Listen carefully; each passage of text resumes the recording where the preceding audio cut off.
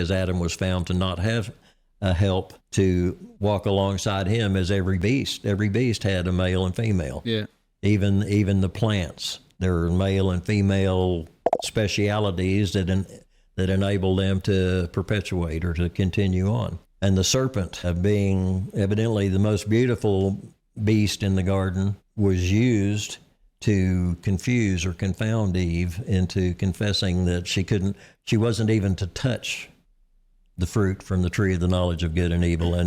And she was deceived into believing it was right and good for her to take that so that she could be like God. Yeah. Adam wasn't part of any of this conversation. And in the confession, but she not only ate of it, but she served it and gave it to Adam. And he knew, number one, he knew what the fruit looked like. He knew what he was fixing to eat. He knew that Eve had apparently been deceived, and that and Eve's confession was, the serpent deceived me. I was deceived by the serpent. She confessed her error. Adam blamed the woman that God had drawn from his side. That was the original sin.